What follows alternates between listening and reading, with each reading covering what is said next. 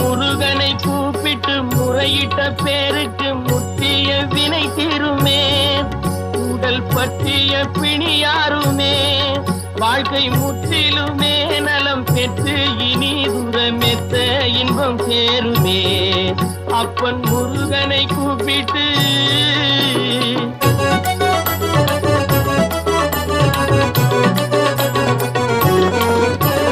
குமரனை கும்பிட்டு கொண்டாடுவோருக்கு குமரனை கும்பிட்டு கொண்டாடுவோருக்கு குறைகள் யாவும் போகுமே.